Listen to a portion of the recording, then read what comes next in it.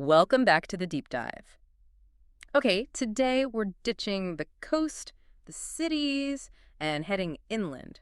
Way inland. We're talking about the Australian Outback. That vast, silent, honestly kind of awe-inspiring place. Exactly. Yeah. And it's a journey that, yeah, it needs adventure, but maybe even more, it needs some serious logistical planning. Mm. You've told us the Outback is high on the list, so we've done the legwork. We went through all the sources articles, traveler notes, expert guides, and we've boiled it down. Our mission today, cut through that complexity. We're not just listing amazing places, though we'll do that too. Sure. We're really digging into the nitty-gritty. When should you actually go? What's the real cost going to look like? And how do you deal with those park passes? It can get confusing. It really can. Think of this as your roadmap, like expanded cheat sheet to avoid the common pitfalls. Okay, let's unpack this. Yeah, the Outback's draw is just huge, isn't it? You've got these enormous desert landscapes, that deep connection to Aboriginal culture, iconic red rocks, Uluru-Kata Tjuta. World famous. Absolutely. And the wildlife, often quite unique. It's definitely a bucket list trip, partly because it's challenging. And the key thing that came through loud and clear from all the sources, success really hinges on planning, like almost military precision planning. Okay. You have to factor in huge distances, that really intense seasonal weather, and making absolutely sure you've got the right passes sorted before you even leave home. Right. If you don't respect the logistics. Well, the Outback has a way of humbling you, let's say. That leads us perfectly into section 1. When to go. The timing. This isn't like planning a trip to Melbourne where, rain just means maybe hitting a museum instead of the park. No, totally different. In the Outback, the weather isn't just preference. It's like the main thing you have to plan around. The sources were really clear on this. The timing massively affects how good and how safe your trip is. That's absolutely right. The number one question is always, when's the best time? And the answer, consistently, is the winter or dry season. So think roughly May through September. May to September, okay. That's the window where everything aligns best. The weather, the road conditions across both the red center down south and the more tropical top end up north. So let's break down those conditions because, for someone listening maybe in Europe or North America, winter sounds cold, but this sounds pretty good for travel. It is. It's ideal, really. You're looking at mild, sunny days, I think high teens to mid-20s Celsius, so like high 60s to low 80s Fahrenheit. Really comfortable for hiking. Nice. Fewer storms, which is crucial. And that directly means more reliable road conditions, especially if you're venturing onto any unsealed roads. That's a big one. Huge. And another thing the sources kept mentioning, a real quality of life point, flies. The intense summer heat brings out swarms of bush flies. They're much, much less of a problem in the cooler, drier winter months. Ah, the Aussie wave. You can avoid doing that constantly. Pretty much. You can actually stand and enjoy the view without swatting your face every 2 seconds. It makes a massive difference to the experience. Okay, that sounds like a huge win. But you mentioned mild days and cool nights. There's a catch there, isn't there? Something about desert temperatures. Yes, absolutely. This is super important and trips people up all the time. It's a proper desert climate. Right. So while the days can feel warm, even hot sometimes, as soon as the sun goes down, especially with clear skies, all that heat just radiates away. Night temperatures, even in winter, can drop close to freezing, 0 degrees Celsius, sometimes even a bit below. Wow. Okay, so freezing in the desert. Definitely. If you're camping, and many people do, you absolutely need proper thermal layers and a good quality cold-rated sleeping bag. We're talking rated to 0 degrees C, maybe even 5 degrees C to be safe. Not just your summer camping gear, then. Not at all. Waking up to frost on your swag is pretty common out there in winter. Being unprepared isn't just uncomfortable, it can be dangerous. Risk of hypothermia is real. Good heads up. Now, the flip side, the summer or wet season, November through April. Why is this generally considered, let's say, less ideal? Less ideal is putting it mildly sometimes. Yeah. The sources paint a pretty stark picture. You're dealing with, first, extreme heat, like really extreme. How hot are we talking? Regularly pushing into the high 30s Celsius, even over 40. That's, high 90s, over 100 Fahrenheit.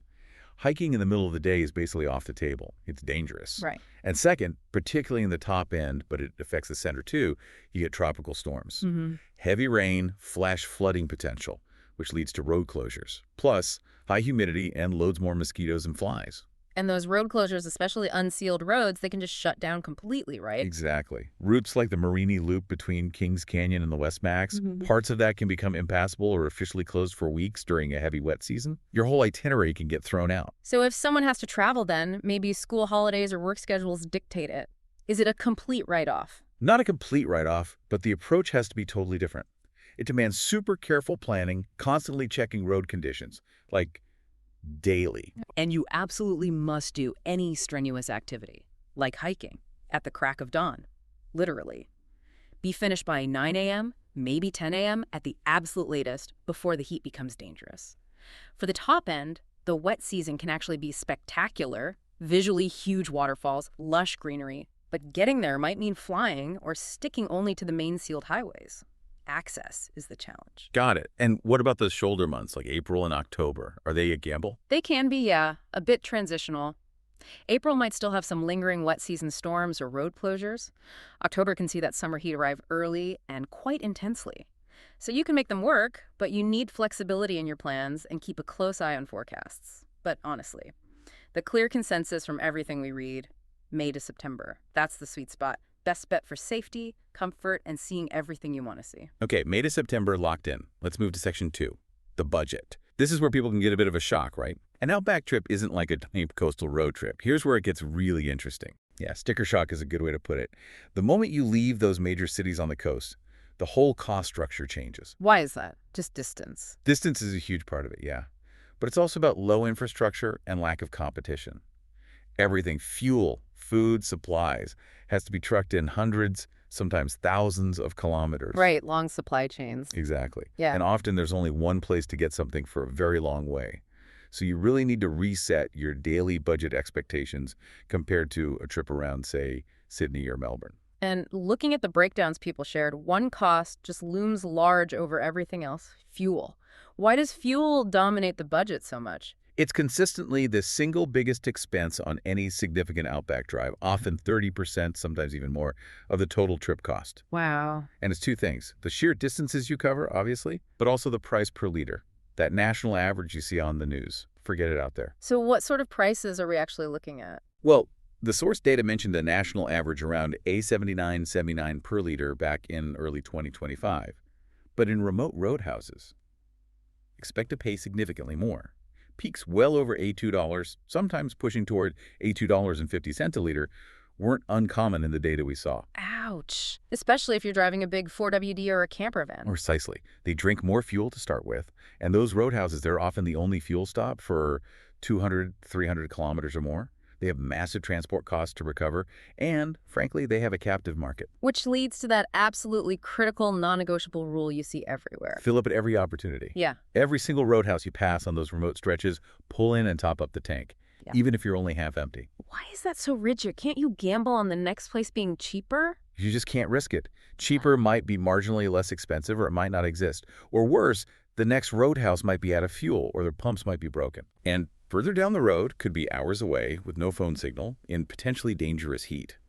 Running out of fuel in the Outback isn't an inconvenience. It can be a life-threatening emergency. So know your vehicle's range, know the distance to the next fuel stop, and always have a buffer. Exactly. And carrying extra fuel in certified jerry cans, maybe 20 or 40 liters, is highly recommended if your vehicle setup allows. Cheap insurance. Okay, fuel sorted. What about the second big chunk? Accommodation and transport. Camper vans seem popular. Very popular. They combine your wheels and your bed. The sources suggested baseline rentals for a simple camper van start around $150 per day, maybe more in peak season. And that's for a basic one, right? Not necessarily 4WD. Correct. If you need a 4WD camper capable of handling rougher tracks, the price goes up significantly from there. So $150 is probably the minimum starting point for budgeting transport and basic lodging combined. And for actual campsites, what are the options and costs like? You've got a few tiers. National park campgrounds are usually the most budget-friendly. Think a $10 to maybe a $30 per night per site. Facilities are often basic toilets, maybe cold showers, sometimes BBQ plates. Then you have commercial holiday parks, usually in the hub towns like Alice Springs or Yulara. They cost more, maybe a $40, a $60 plus a night for a powered site. But you get hot showers, laundry, maybe a pool, power hookups, good for recharging devices and running fridges. Right. And a key money saver mentioned was using the free or very low-cost campgrounds run by the Northern Territory government in some parks if you're fully self-sufficient with water and power. Makes sense. But I can see how managing all the fuel logistics, water, maybe unfamiliar camping gear could feel daunting for some. What about just booking a tour? That's the alternative, yeah. Guided multi-day tours definitely offer convenience and, importantly, they transfer the risk. How? They handle the driving, the navigation, the accommodation, the meals, the park entries, usually. Well, sometimes not the park entry. We'll get to that. And crucially, they provide the right vehicle, often a rugged 4WD bus or smaller 4WDs, and experienced guides who know the conditions. But the trade-off is cost, presumably. Big time. You're looking at starting prices well into four figures, even for just a few days. Mid-range and top-tier operators specialize in those more adventurous 4WD routes, getting you places you probably wouldn't or shouldn't attempt on your own in the standard rental. So you're paying for expertise, access, and safety management. Exactly. DIY is great if you're experienced, prepared, know your vehicle, and check conditions constantly. But for really remote tracks, joining a group 4WD tour can actually be more cost-effective than setting up your own expedition vehicle, buying permits, and having a plan B for breakdowns. Because getting recovered from somewhere remote would cost a fortune. Tens of thousands, potentially. A group tour spreads that risk and cost. Okay, back to the DIY folks trying to save cash. If fuel and distance are the enemy, smart routing must be the weapon. Absolutely critical. The strong recommendation is to build your trip around one hub. The classic is the Red Center Fly Drive. Fly into Alice Springs or Uluru. Yeah. Fly in, rent your vehicle there, do a loop, and fly out from the same place. This tackles two big costs. First, you avoid driving thousands of kilometers from, say, Sydney or Adelaide just to get to the Outback. Huge fuel saving. And the second? One-way rental fees. Dropping off a camper van or 4WD hundreds or thousands of kilometers from where you picked it up incurs massive fees. We're talking $500, maybe $1,000, sometimes even more, just for the convenience. A loop avoids that entirely. Smart. And what about managing time efficiently on the ground, thinking back to that heat issue? Time management is safety management, really, and optimizing photos. The advice is consistent. Cluster your hikes and strenuous activities for first light, like dawn, and then again in the late afternoon. Avoid the middle of the day. Completely avoid the peak heat. This keeps you safer, more comfortable, and it also happens to be when the light is best for photos, that amazing golden hour light on the red rocks. So it's efficient planning that pays off in multiple ways. All right. We know when to go. We've got a handle on the budget. Now let's tackle Section 3, the bureaucracy, those passes and fees. This seems to confuse a lot of people because it's not just one system, is it? No, it's definitely a point of confusion, and getting it wrong can genuinely stop you at a park gate or lead to fines. What's fascinating here is you're dealing with two distinct layers of government managing parks right next to each other. Rural and territory. Exactly. You've got the Commonwealth or federal government managing specific, usually World Heritage listed sites, and then the Northern Territory government managing most of the other parks in the NT. And they have separate passes, separate rules. Okay, let's start with the big one, the icon. Uluru-Kata Tjuta National Park. That's federal, right? Correct. It's managed federally, jointly with the NAMU traditional owners. Entry requires the specific Uluru-Kata Tjuta National Park Pass. And the cost for that? Currently, it's $38 per adult for a 3 consecutive day pass. Or you can get an annual pass for $50 if you plan multiple visits or longer stay. Kids under 18 are free. 3 days seems pretty standard for covering Uluru and Kata Tjuta. It's usually enough, yeah. But the really critical detail, the sources hammered home. You must buy this pass online before you get to the park entrance gate. Wait, you can't just pay at the gate. Why online only? That seems like it could catch people out, especially with patchy internet. It does catch people out. That's the feedback. The rationale seems to be partly about streamlining entry, reducing cash handling, and maybe managing visitor numbers. But also, yeah, the remote location can mean unreliable payment systems at the gate itself. So if you rock up without that pre-purchased online pass... You're likely facing significant delays. You might have to turn around, drive back to Uluru Resort where there's reliable internet, buy it on your phone, and then come back. You could easily lose hours, maybe miss that sunrise you planned for. Okay, huge heads up there. Buy the Uluru Pass online in advance. What about guided tours? Does that $38 fee come included in the tour price? Usually no. This is a classic hidden cost trap. Most tour operators cover transport, guide, maybe lunch, but the actual federal park entry fee is often listed as an extra cost that the traveler needs to pay separately or purchase themselves beforehand. Always check the tour inclusions carefully. Good tip. And culturally, visiting Uluru, anything specific to keep in mind? Absolutely. The sources stress respecting the guidelines set by the Inagu traditional owners. This park is Aboriginal land, leased to the government. The big one is adhering to the no-climb policy on Uluru itself. It's deeply sacred, and the climb has been permanently closed.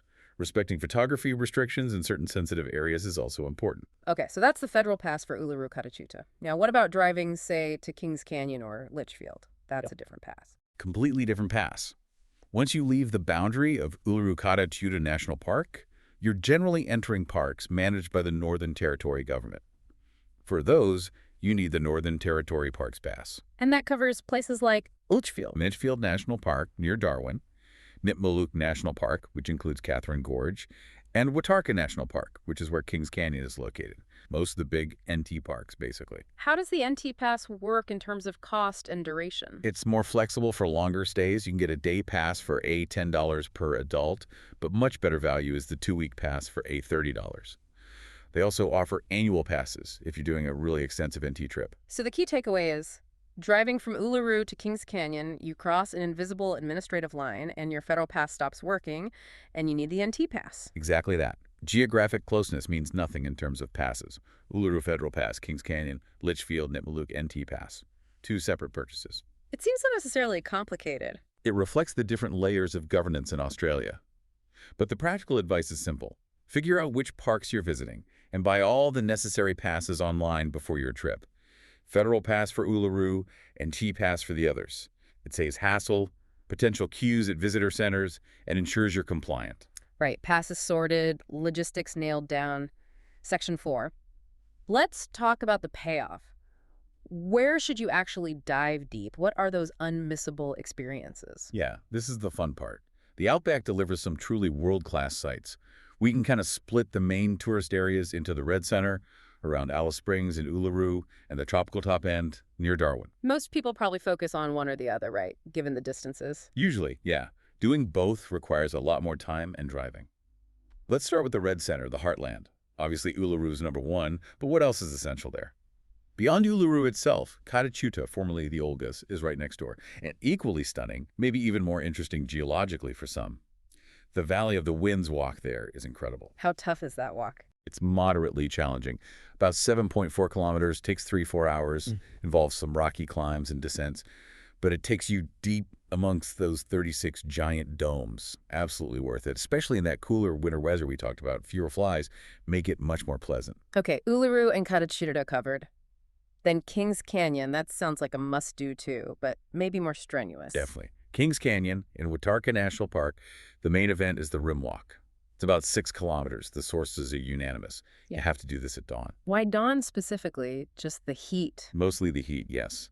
The initial climb up onto the rim is steep. They call it Heart Attack Hill for a reason. It's maybe 150 meters elevation gain quite quickly. Doing that in the cool morning air is vital for safety and comfort. And the views from the top? Spectacular. Panoramic views across the canyon, unique rock formations like the Lost City Domes, and the lush Garden of Eden waterhole down below. It's a highlight for many people. Then closer to Alice Springs, you have the West MacDonnell Ranges, a whole chain of beautiful gorges. Which ones stand out? Simpsons Gap is very accessible. Stanley Chasm is dramatic, especially when the sun hits at midday. Ellery Creek Big Hole is popular for a swim, a very, very cold swim. Ormiston Gorge is stunning too. Great for shorter hikes and seeing amazing geology where the ranges were pushed vertical. Right. Those cold water dips sound tempting after a hike, but you have to be careful where you swim, don't you? Absolutely. Only swim where signs explicitly say it's safe. Water quality can vary, and submerged hazards exist. But in designated spots, it's a fantastic way to cool off. Okay, shifting north now. If someone is doing that bigger trip or focusing just on the top end, what's the vibe there? How's it different from the Red Center? Completely different landscape. The top end, think Kakadu National Park, Litchfield National Park, is tropical savanna. So more vegetation, rivers, billabongs, huge waterfalls, especially towards the end of the wet season or early dry. And famous for rock art, too. World-renowned. Kakadu has some of the oldest and most significant Aboriginal rock art sites on the planet, like Ubir and Norlangi Rock. It's also incredibly rich in wildlife, especially birds. What are the main challenges or access requirements specific to the top end? Timing is even more critical here, maybe. You really need to go in the dry season, May to September, October, for road access. Many park roads and attractions in Kakadu are closed during the wet due to flooding. And the other massive factor? Crocodiles. Both saltwater, salties, and freshwater, freshies. Okay, that's serious. Extremely serious. The rule is simple and non-negotiable. Only swim in places that are clearly signposted as designated safe swimming areas. Often these are pools above waterfalls where crocs can't reach or areas actively managed for safety. Assume any other waterway could have crocodiles. Don't risk it. Got it. Now, most people will stick to the main routes, but the sources also talked about those really remote off-grid tracks, the Udnadata, Birdsville, Strzelecki. What's the deal with Yeah, those? these are legendary tracks, proper adventures for experienced four-wheel drivers. They offer incredible remoteness and a real sense of journey. But not for the faint-hearted or unprepared? Absolutely not. The warnings are stark. These are not scenic detours. They're serious remote area expeditions. You need a well-prepared 4W vehicle, extensive recovery gear, extra fuel, extra water, reliable communication like a satellite phone or PLB, and solid mechanical knowledge. When you say recovery gear, what does that actually mean, beyond just a shovel? Oh yeah, we're talking things like max tracks or similar recovery boards for getting out of sand or mud, a high-lift jack, rated snatch straps and shackles, possibly even a winch. Plus, a comprehensive toolkit, tire repair kit, and an air compressor are essential. And communications are key because there's no phone signal. None. Zero signal for vast stretches. If you break down or get stuck, a sat phone or a PLB, personal locator beacon, is your only way to call for help. And help could be days away and incredibly expensive. These tracks demand total self-sufficiency. Mandatory check-ins with police are sometimes required too. Okay, so for any Outback traveler, even sticking mostly to sealed roads, but maybe doing short, unsealed sections to gorges, what's the absolute minimum essential gear checklist? Right, the lifesavers. Number one, sun protection. Wide-brimmed hat, sunglasses, high SPF sunscreen. The UV is intense. Number two, water. Carry way more than you think you need. The guideline is 3 to 5 liters per person per day just for drinking, especially if hiking. Plus a big emergency stash in the car, maybe 10-20 liters. Okay. Number three, navigation. Don't rely only on your phone's GPS. Download offline maps, but also carry paper maps as a backup. Get familiar with reading them. And number four, if you plan on driving any unsealed roads, even graded gravel ones, you need a tire repair kit, plugs and tools, and a portable air compressor. Flat tires are super common. Being able to pump your tires back up after lowering pressures for gravel is also key. And that cold weather sleeping bag we talked about earlier. Yes, don't forget that. Prepare for cold nights, even if the days are warm. Desert extremes. Phew, okay. That's a lot of info. Seasons, costs, gear, passes. Let's try to pull it all together. Section 5. How does this look in practice? The sources gave a sample red center itinerary, right? A 6-day model. Yeah, they did. It's a really good example of how to structure a trip efficiently. Based on that fly drive approach we discussed, flying into either Yulara, Ayers Rock Airport, or Alice Springs. Wow. This model assumes flying into Yulara. Okay, walk us through it. Day 1. Day 1. Arrive at Yulara Airport, pick up your rental vehicle, check into your accommodation, then, crucially, make immediate use of that pre-purchased federal park pass. Head straight into the park for the afternoon, do the drive around the base of Uluru, maybe a short walk, and position yourself for sunset viewing. You could also potentially book the Field of Light art installation experience for that evening, if it fits the budget and interest. Maximize that first day. Makes sense. Use the pass straight away. Day 2, more Uluru focused. Day 2 starts early. Very early. You're heading back into the park for Uluru sunrise. Different light, different perspective, mandatory Outback experience. Right. After sunrise, visit the cultural center. Really important for understanding the significance of the place. Then in the afternoon, head over to Kata Tjuta for that Valley of the Winds walk we mentioned. So day 1 and 2 really knock out the Uluru-Kata Tjuta highlights, making good use of that 3-day federal pass. Exactly. Then on day 3, it's a travel day. You start the drive towards Kings Canyon, which is in Watarka National Park. The drive itself takes about 3 to 4 hours on sealed roads. Okay. So you arrive at Kings Canyon Resort or the campground mid-afternoon, settle in, maybe do a shorter walk near the resort, catch the sunset views over the ranges, and this is key, get an early night. Because day 4 is the big hike, and you need that NT Parks pass now, right? Correct, on both counts. You'll need your NT Parks pass active from today. And day 4 is all about the Kings Canyon Rim Walk, and it must be done first thing at dawn. Set off as soon as there's safe light. Beat the heat and potential closures. Precisely. In warmer months, they often close the steep initial climb by 9 a.m. for safety. Get it done early, it takes about 3–4 hours. By mid-morning, you're finished with the main event. Then, after the walk, you can start a drive to Alice Springs. That's another 4 or 5 hours roughly, mostly sealed roads again. Arrive in Alice in the late afternoon, check in. Alice is your base now. So that completes the main loop. Ulara, Kings Canyon, Alice Springs. What about day 5? Day 5 uses Alice Springs as a base for exploring the West MacDonnell Ranges. It's an efficient day trip. Drive out west, hitting highlights like Simpsons Gap, Stanley Chasm, Ellery Creek Big Hole. Use your NT Parks pass again. Saves packing up and moving accommodation again. Exactly. Much more relaxed. Enjoy the gorges. Yeah. Maybe have that bracing swim. Head back to Alice in the afternoon. And day 6, the final day. Day 6 is typically a wrap-up morning in Alice Springs before flying out. You could visit the Alice Springs Desert Park, which is excellent for seeing local wildlife and learning about desert ecosystems. Or explore some of the Aboriginal art galleries in town.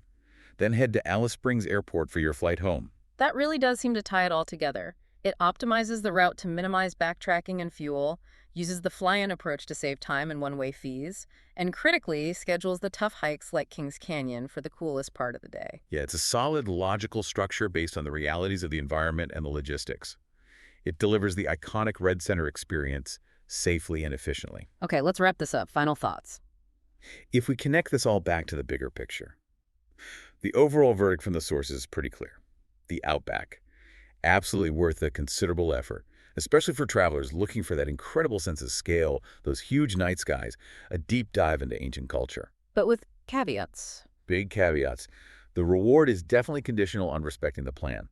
Go in winter, Mesa, pre-book, and understand the 2 different park pass systems, federal for Uluru and T for most others, and plan meticulously for the distances, the fuel, the water, the right gear. If you do that, particularly focusing on a region like the Red Center with that fly drive loop model, the experience you get for the cost is actually excellent value, especially for mid-range travelers who camp or use basic accommodation. So smart routing, early starts. That's how you unlock it without breaking the bank or taking unnecessary risks. That's the formula. It's about high-impact discovery, but the preparation has to match the scale of the place you're visiting. Yeah, that preparation, it's almost part of the experience, isn't it? Yeah. Knowing you need thermal gear for potentially freezing nights in the desert, meticulously planning fuel stops, navigating 2 different online pass systems. It feels like the entry price. It really is. And that effort, that foresight, it's directly linked to the reward. That unique feeling of isolation and the sheer immensity of the landscape, you feel like you've earned it because you planned for it. Well said. So as you think about your own potential Outback adventure, knowing all this now, the dual pass system, the potential for frost, the absolute need to fill the tank at every chance, what unexpected detail about the planning or the sheer scale of it all stood out most to you? We really hope this deep dive gives you both the inspiration and, crucially, the practical tools you need to confidently plan and execute an incredible trip to the Australian Outback.